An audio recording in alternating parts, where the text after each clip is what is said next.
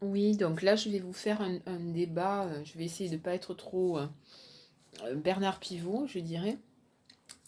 Mais vous parlez en fait de la crise évolutive actuelle. Alors moi, je ne suis pas politologue, je ne suis pas Madame Irma, voilà, mais j'ai quand même, de par tout ce que je peux expérimenter, ce que j'ai vu en fait vraiment consciemment, au niveau de l'âme, au niveau de la conscience, au niveau du corps, voilà, la vie que j'ai eue, tout à fait animalo-humaine, je dirais, et puis l'autre, spirituelle, vraiment. Euh, donc, et puis les lectures aussi que j'ai faites, hein, vraiment, et puis le temps qu'il a fallu pour le digérer. Donc là, je peux vous parler vraiment en conscience de la crise évolutive que nous vivons, en fait. Nous vivons effectivement une crise évolutive au niveau économique, au niveau intégral, en fait. C'est-à-dire que c'est pas qu'au niveau politico-économique et au niveau climatique, mais c'est vraiment au niveau, je dirais, spirituel et au niveau de notre corps, profondément, hein. C'est une crise évolutive. Ouais, on appelle ça, donc c'est une évolution qui se fait, même si ça a l'air complètement le contraire, je dirais, et nous sommes en crise. Un petit peu comme si nous étions dans une période adolescente, ou voilà, et avec toutes les crises que ça peut amener. Mais disons que la crise d'adolescence, si dure soit-elle, bon, on survit, enfin, parfois non, hein. Le désespoir est trop grand, ou c'est trop dur, donc voilà. Certaines décident de ne pas continuer. Ou alors, on passe à autre chose, hein. Cas un cas, on avance vers un état adulte, plus ou moins, comme on peut, hein. Voilà. Donc là, on est dans une crise, voilà, majeure, profonde, où je dirais que tous nos systèmes déjà au niveau politique, économique, etc., et même au niveau climatique, en fait, notre façon de consommer, voilà, tout ça, en fait, est en train de s'effondrer. Alors, vous allez me dire, ouais, mais bon, on en voit qui sont en train de rouler dans des Cadillacs, ou des Ferrari, peu importe, qui gagnent un fric monstre. C'est pas tant la crise que ça, hein. Si, si, c'est vraiment la crise. Parce que cette humanité, enfin, le consumérisme, en fait, est en train de s'effondrer lui aussi.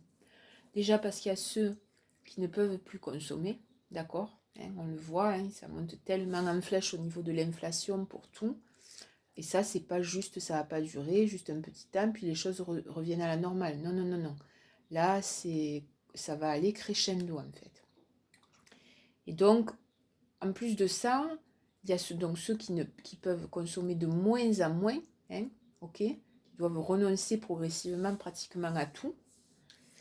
Et ceux qui sont dans consommer, consommer, à n'en plus finir, eh bien, au bout d'un moment, en fait, il y a une sorte d'écœurement, en fait, voilà, et de constatation d'un échec profond. C'est-à-dire qu'une fois que l'ultra-consumériste a consommé à fond, et en ce moment, c'est ce qui se passe, en fait, il en arrive à voir, en fait, qu'il est dans un échec et que rien n'a rempli ni son âme, ni son cœur, ni les choses fondamentales, en fait. Alors, il y en a qui vont aller jusqu'au bout, c'est-à-dire jusqu'à la mort, ils vont être consuméristes, ok. Mais il y a les autres, ceux qui constatent, en fait, un échec profond et le confort que donne cet argent ou pouvoir ou peu importe, ne comble plus la réalité. C'est comme si, pour l'humanité, hein, il y avait comme comment dire, une croûte, hein, d'accord, avec un paysage là, peint sur la croûte, et que ça se fissure en fait. Voilà. Et que de plus en plus de gens voient en fait, que c'est juste un leurre. Voyez? Donc, on est dans ça. On est vraiment dans ça, en fait. Et ça ne fait que commencer. Enfin, on y est déjà depuis un moment, mais disons que ça va aller crescendo. C'est-à-dire que les gens sont en train de perdre toutes leurs illusions. Mais c'est bien, tant mieux.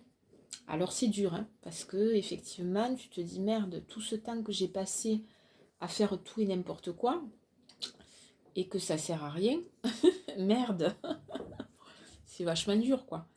Et qu'est-ce qu'il y a à l'intérieur, et qui suis-je, et où vais-je, et dans quelle étagère?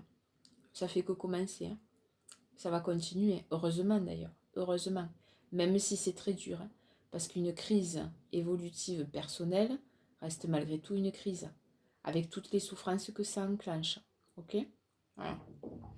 Alors sachez que ceux qui sont très sensibles ont toujours été en crise.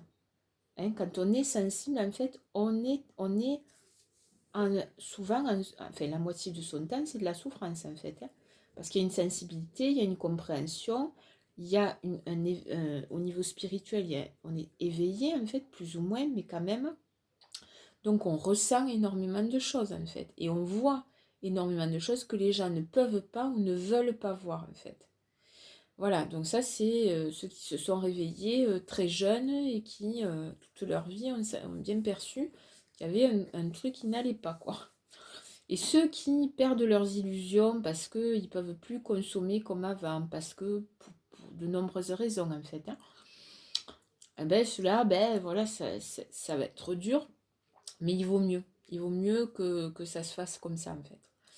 La crise évolutive, en fait, actuelle, bon, déjà, hein, voilà, c'est le début, hein, enfin, ça a commencé, mais disons que ça va aller crescendo. C'est-à-dire que tous les systèmes qui sont fondés sur de l'artifice vont s'écrouler les uns après les autres. Vraiment, hein, les uns après les autres. C'est-à-dire on ne pourra plus progressivement, alors est-ce que nous on le verra, bon, les enfants ou les petits-enfants, ou bon, mais au fur et à mesure, ça va, comment dire, on ne pourra plus s'agripper à les loisirs, le ceci, le cela, plus du tout, plus du tout.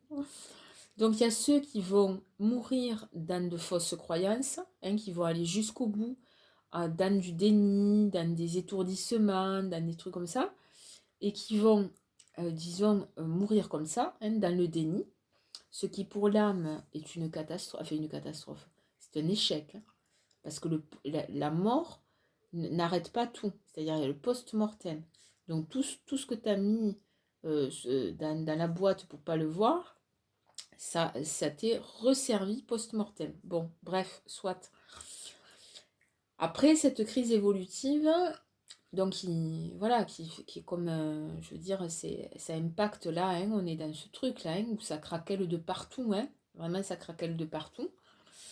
Ça ne concerne pas que les comportements humains ou les civilisations ou les systèmes économiques, les systèmes politiques, ça concerne aussi l'homme, l'humanité, dans ce qu'elle a de plus profond en fait, au niveau de sa façon d'être profonde, de ses comportements profonds en fait.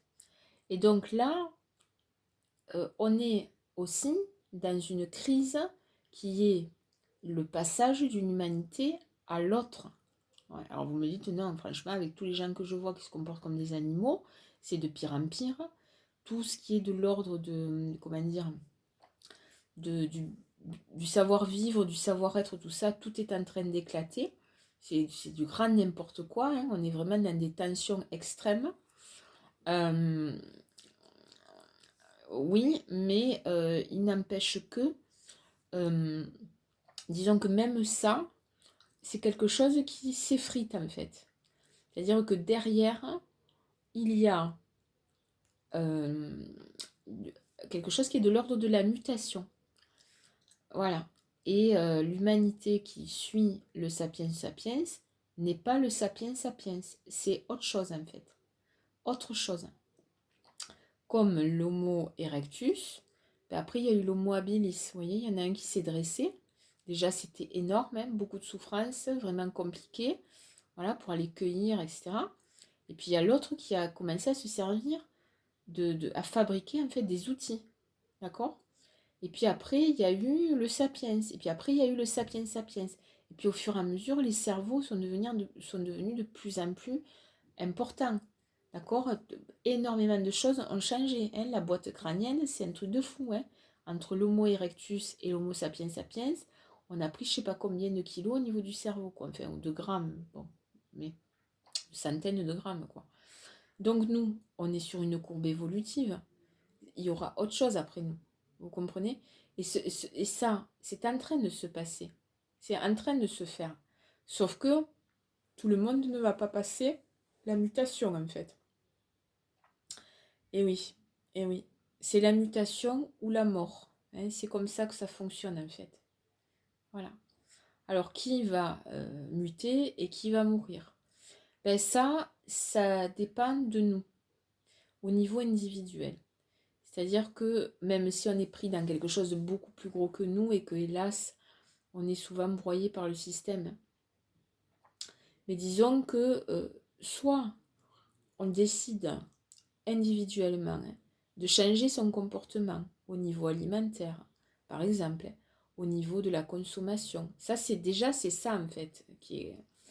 Et ça entraîne une transformation profonde en fait dans ces relations humaines, dans la façon de vivre globalement, mais aussi dans la connexion qu'on peut avoir avec la nature, la connexion qu'on peut avoir avec la méditation, la prière. Ça entraîne des transformations profondes en nous, d'accord, qui font qu'on mute vers autre chose, ou en tout cas on est le chaînon qui fait la transition entre ce bon vieux sapiens sapiens et ce qui est en train de se former et qui va arriver ensuite. C'est sur ça qu'on est. Et donc là, toute l'histoire économique, c'est vraiment une crise évolutive intégrale, quoi, qui se passe. Voilà, c'est pas juste la crise de 1907 ou des trucs comme ça, ou 1927, enfin, pas du tout. Ça n'est pas, disons, une guerre simplement, guerre, vous voyez, comme des guerres, la Seconde Guerre mondiale. Non, non, c'est au-delà de ça, hein. C'est vraiment profond, profond pour l'humanité, en fait, dans son essence même, dans son ADN, en fait. Et donc, dans cette crise évolutive, ben, il y a ceux qui s'acharnent, en fait, à aller dans le sens contraire de l'évolution, et qui ne veulent pas de ça, hein, qui ne veulent pas transformer leur être, qui ne veulent pas se remettre en question, qui ne veulent pas reconnaître leur tort, qui ne font aucun effort. Et donc ils s'acharnent vraiment à détruire toute forme d'évolution, d'accord, ou qui ne la reconnaissent que du bout des lèvres. Il y a ceux qui veulent garder leurs avoirs et leurs acquis et qui s'acharnent à continuer les spéculations, tous les délires, là, les bitcoins, bon, bref, voilà, consommer pour consommer, enfin, bref, ça ne sert à rien. Il y a ceux qui ont démissionné totalement, j'en vois beaucoup, qui sont, qui vivent comme des automates un peu, hélas, les pauvres, métro boulot dodo, mais qui sont à l'abandon total et complètement paumés, à la dérive totale, totale, totale, totale. Ce que je peux comprendre, on a tous des passages où la vie nous bombarde tellement qu'on ne sait plus qui on est, c'est normal, qu'on est à la dérive, ok. Voilà, qu'est-ce que j'ai constaté? Il y a ceux qui sont dans le déni. Voilà, tout sera toujours pareil, hein. En 2096, on jouera encore à la pétanque, toujours dans les mêmes boulodromes, avec toujours le même pastaga, toujours. Mais non, en fait, c'est les choses. La préservation de l'espèce n'a pas empêché l'espèce, genre Homo erectus, de disparaître. Hélas. Enfin, hélas. C'est comme ça. Voilà. Donc, le fait de toujours refaire la même chose, toujours dans les mêmes conditions, toujours, et de férocement essayer de conserver en fait ce genre de... Ça peut pas en fait. Enfin, bon, bref. Mais, ou genre, voilà, continuer à manger pendant qu'une bombe vient d'exploser à 5 mètres de toi. Bon, voilà, ça s'appelle le déni en fait, c'est juste ça. Et puis après, bon, ben, il y a, disons, l'humanité qui comprend bien qu'on est dans la merde en fait, qu'on est vraiment en crise, qui cherche quand même quelques réponses, quoi. Voilà, hein. Bon, mais c'est là qu'il faut il faut se placer là, hein. Vraiment, hein, dans cette crise évolutive, vraiment, il faut se placer là en fait. Il faut agir en fait, il y a une action, même si on y va cas en cas, tranquillement, paisiblement, chacun à sa modeste échelle en fait, mais il faut y aller quoi. C'est vraiment, il faut y aller. Voilà. Donc après, est-ce que dans cette crise évolutive, je vais finir avec ça quand même, est-ce qu'on va assister à des choses paroxystiques, c'est-à-dire des guerres nucléaires, des choses terrifiantes en fait, comme on peut nous les vendre dans le cinéma catastrophe. Là, je ne veux pas trop m'avancer. Je sais que ce que j'ai vu il y a quelques années, j'avais fait des rêves terrifiants hein, sur des bombes nucléaires, bon, voilà, des villes entières qui fondaient. Hein. Enfin, vraiment, des gros. J'ai été bien traumatisée pendant un bon moment avec ces rêves-là. C'était il y a un moment. C'était il y a, je sais pas, une dizaine ou quinzaine d'années. Est-ce que le futur va être un futur de cet ordre-là, hein, avec des fous qui vont balancer des bombes atomiques et une humanité qui va être ravagée avec des survivants, enfin bon, vous voyez, film catastrophe à mort, quoi. Ça, je sais pas. Je peux pas vous dire. Ça fait longtemps que je n'ai pas rêvé de choses catastrophiques de cet ordre-là. Est-ce que la crise évolutive va donner lieu à genre un remix de l'Arche de Noé ou je ne sais pas. Ça, je ne sais pas. Mais ce que je sais, c'est que effectivement, toute l'humanité ne suivra pas le mouvement. Hein. Il y aura une extinction de l'espèce Homo sapiens sapiens, progressivement, avec des chaînons manquants et une autre humanité qui verra le jour, qui est en train de faire petit à petit, et qui va s'acheminer vers quelque chose où il n'y aura plus d'autres possibilités de toute façon que de vivre de manière beaucoup plus consciente, beaucoup moins consumériste, et connecté, profondément connecté, mais profondément hein, à la nature, vraiment, et ça c'est pas un rêve hippie, Greenpeace ou autre, hein, c'est vraiment une réalité, c'est moi ce que je peux vivre quand je fais des immersions en nature, et ça fait des années que je vois ça, hein, où il y a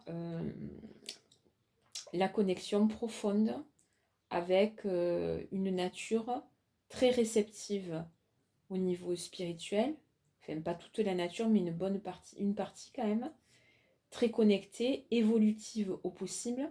Les espèces animales, c'est pareil. Les espèces qui disparaissent, mais il y en a qui mutent, en fait. Il y a une mutation des espèces animales, vraiment, concrètement, et qui suit une courbe divine, en fait. Voilà, divine, vraiment. Hein. Et donc voilà, donc l'humanité, si on en revient à l'humanité, connectée profondément à la nature, profondément. C'est-à-dire vraiment comme disons, les humains des hommes préhistoriques. C'est-à-dire qu'il y a quelque chose de l'ordre du retour aux sources, effectivement, avec vraiment une connexion, mais cette connexion ne sera pas qu'une connexion animalo-humaine, ça sera une connexion aussi divine. Connexion profonde à la terre, à la nature, et connexion profonde au caractère sacré et au divin en fait. Voilà. Et une autre façon, même biologique, hein, au niveau du regard, au niveau des cellules, de la peau, des organes, enfin c'est... Voilà, hein, on est sur quelque chose d'évolutif qui part, même si tout s'effondre là, c'est pour... Parce que les croûtes s'effondrent, mais il y a autre chose en fait qui avance. Hein. Ça, j'ai pu le voir aussi quand je suis allée à Auroville. pas forcément chez les gens. Hein. Je dois vous dire qu'il y a pas mal d'abrutis, vraiment, hein, de gens très toxiques. Je ris, mais c'est pas drôle, que de douleur. À l'époque, j'étais beaucoup plus spiritualisée, je vais dire, au niveau de mon corps. Bon, voilà. Donc, plus vous mangez des trucs à la con, plus vous regardez des trucs à la con, et plus vous êtes con, hein, ça c'est clair. Hein. Mais voilà, mais à Auroville, j'ai vraiment vu au niveau de la nature et des énergies divines célestes quelque chose d'énorme en fait, mais vraiment d'énorme. Et pour pouvoir réceptionner ça, tout le monde ne peut pas. Hein. Tout le monde ne pourra pas. C'est pas que l'énergie d'Auroville en lien avec le yoga de Mère Ishra Aurobindo, mais ce sont aussi les énergies qui sont en lien avec, disons, le Christ. Enfin, ça existe. Ce sont des énergies divines qui remontent à la nuit des temps, à la création de l'univers, en fait, et qui sont bel et bien présentes, quoi. Et qui œuvrent aussi. Mais on est dans une crise évolutive. Donc, du coup, là, il y a un déchaînement, je dirais, de chaos, de forces adverses qui sont menées quand même et qui sont dans... C'est un peu du Star Wars, quoi, mais ça marche comme ça, qui ne veulent absolument pas d'une évolution et d'une unité humaine harmonieuse, en fait. Et ça, chacun de nous est porteur de ça, et certains le sont énormément. Et derrière, il y a de grandes forces, en fait, qui ne sont pas simplement des hommes politiques, des dictateurs, ou des voilà, qui veulent la guerre, etc. Mais il y a au-delà du non-humain hein, qui existe vraiment, qui donc gère, disons, une adversité qui n'a pas du tout envie que l'humanité évolue vers quelque chose de divin, en fait. Alors ça, c'est un débat qui peut faire partir dans tous les sens, mais c'est quand même une réalité. Bon, après, peut-être qu'un jour, je parlerai un peu plus de ça en détail, de ce que j'ai vu, hein, à ma modeste échelle. Hein. Moi, je ne suis pas du tout, disons, je ne suis pas the médium, enfin non, voilà. Hein, mais j'ai vu deux, trois choses. Voilà, donc pour la crise évolutive, et si vous avez envie d'en savoir plus, ben, il y a disons, euh, Satprem en parle, hein, qui a fait le yoga de Mère Ishra Aurobindo. Satprem parle vraiment des crises évolutives. Vous avez L'homme après l'homme, qui est une interview qu'on retrouve sur YouTube, où Satprem parle, alors on est dans les années 70, parle donc de cette fameuse crise évolutive. Alors c'est un peu, bon c'est les années 70, vous voyez, c'est un peu particulier quoi, une interview, enfin, bref, là, le montage, tout ça, ça fait un peu peur même à la limite, mais c'est une réalité, hein, il parle de ça. Je ne sais pas si vous le comprendrez ou pas, mais ça peut être intéressant de lire quelques bouquins de Satprem, voilà, qui parlent de ça. C'est intéressant et c'est tellement vrai. Tellement vrai.